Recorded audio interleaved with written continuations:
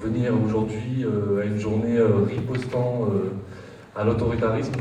Je pense qu'il y a quelques années, on n'aurait peut-être pas, on aurait eu du mal à le faire. En tout cas, si on avait proposé ça, beaucoup nous auraient dit vous êtes dans l'excès, il ne faut pas non plus exagérer, ça va, on est en démocratie. C'est souvent, en tout cas, ce qu'on nous disait, nous, militants des quartiers populaires, quand on proposait ce genre d'initiative, ou même nous-mêmes, des fois, on s'auto-censurait, on hésitait même à parler d'autoritarisme, d'état policier, d'antidémocratie, etc. C'était vraiment très compliqué. Et aujourd'hui, voilà, malheureusement, voilà, il a fallu que la répression s'étende largement. Alors évidemment, ça a été le cas depuis un bon moment déjà sur les militants zadistes, sur les écolos. Mais en tout cas, dans les quartiers, ça fait, on va dire, 40 ans qu'on a une répression d'exception. On a un traitement d'exception.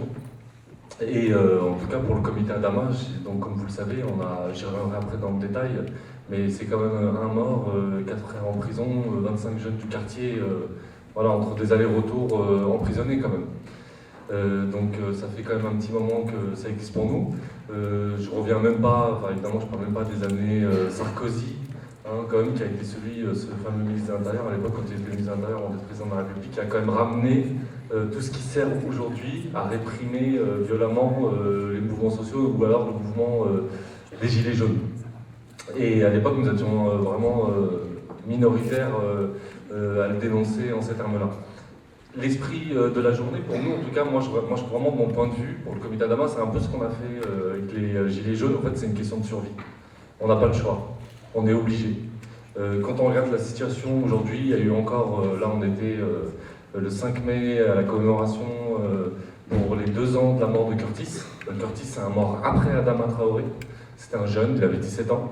Il était poursuivi par la police et il s'est encastré contre un bus. Donc c'est-à-dire qu'on pousse les jeunes à la mort, on les poursuit jusqu'à ce qu'ils meurent, jusqu'à ce qu'ils soient complètement, littéralement écrabouillés, écrasés contre un bus. Il y avait plusieurs familles de victimes, il y avait le collectif Gaïd Camara, le collectif Zakaria à Troyes, encore un autre jeune noir tué à Troyes.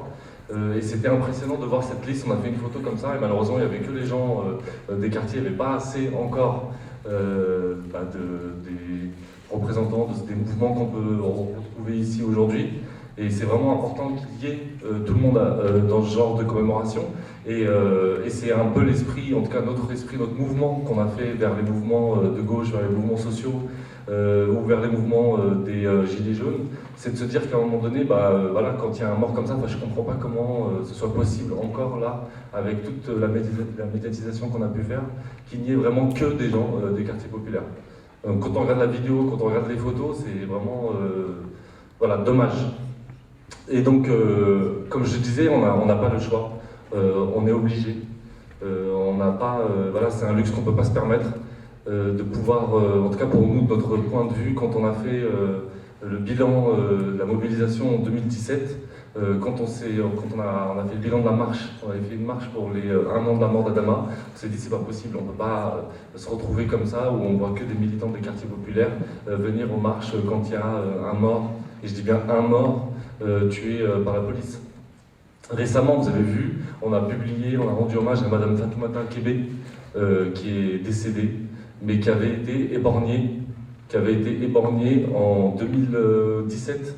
En 2017, dans son quartier, elle descendait, elle a entendu du bruit, elle a vu son fils se faire violenter, se prendre un coup de flashball dans la tête, c'est pas passé loin de son œil, et les policiers de la BAC ont lancé une grenade de désencerclement, et elle a perdu son œil. Et ça, c'est pas dans le cadre d'une manifestation, c'est pas, donc il n'y a pas besoin, elle n'était pas non plus en opposition, elle est juste venue, elle est juste descendue, elle rentrait, elle venait de faire ses courses, elle a perdu son œil. Et elle est morte il y a 2 semaines. Elle est décédée. Donc il y a eu un procès, notamment contre le policier qui l'a éborgné. Il a été acquitté, évidemment. Et ça a été tellement scandaleux que même le parquet a fait appel. Même le parquet a fait appel. Mais jamais, du coup, de son vivant, elle ne pourra obtenir la justice. Donc voilà, ça c'est un exemple concret où elle n'a pas été médiatisée, elle n'a pas été mise en avant, mais pour nous c'est important du coup de venir dans ce genre d'espace, de créer ce genre de moment pour pouvoir parler d'elle. Et j'aimerais bien que cette journée, voilà, ça soit un peu en sa mémoire. Merci.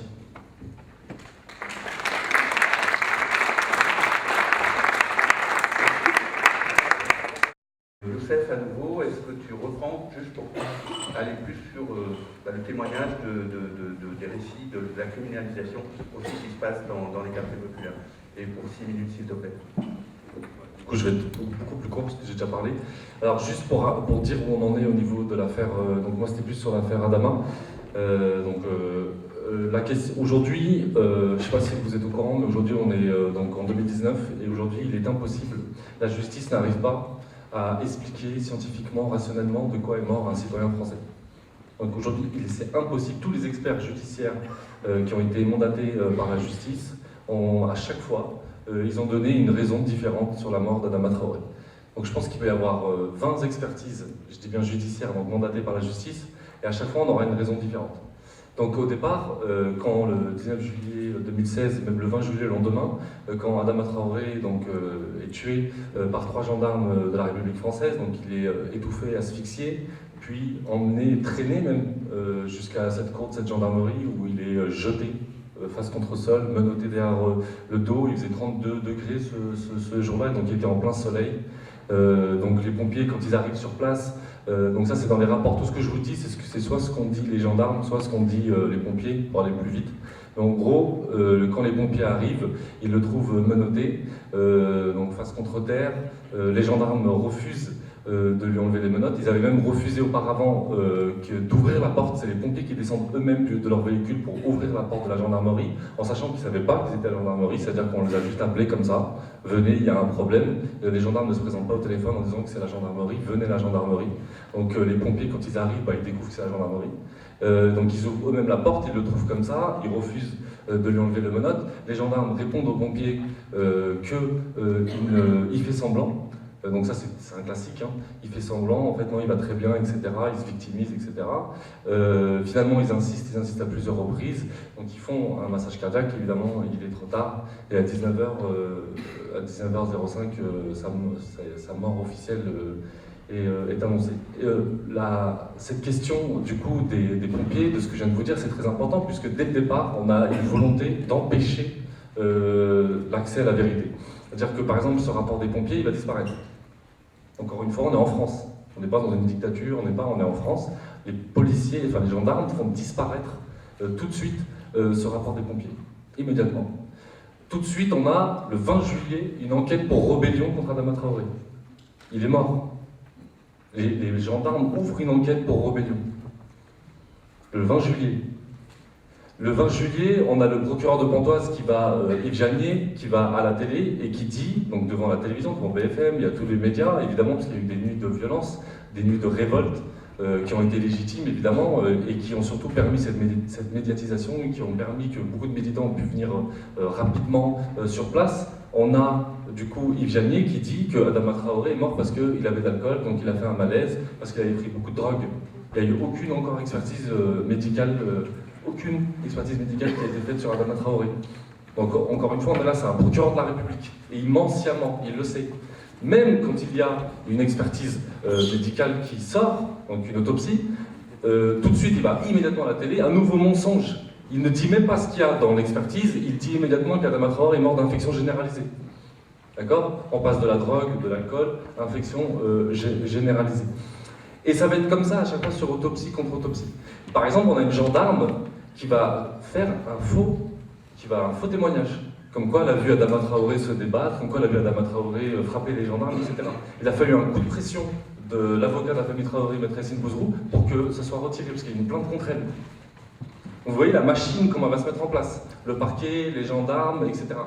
Et tout de suite, après, on a une contre-autopsie, évidemment, qui dit que non, il n'avait pas d'infection. Mais cette fois-ci, il a une anomalie cardiaque.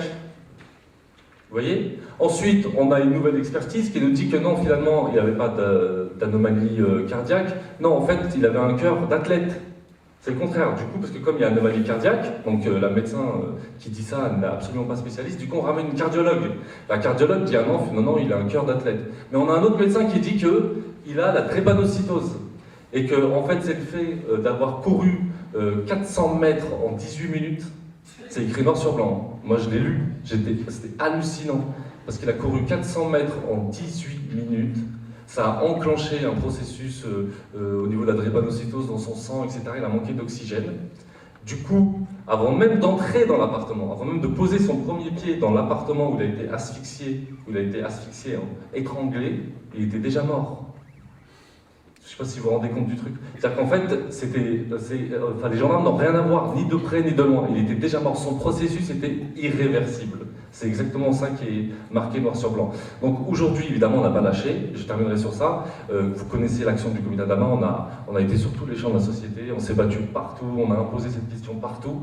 D'ailleurs, ce soir, c'est l'aboutissement de ces alliances avec tous les mouvements qui luttent comme nous aussi. Et on a mandaté les plus grands experts de Paris, ceux qui sont vraiment les plus grands spécialistes des maladies citées, donc tous, drépanocytose, etc.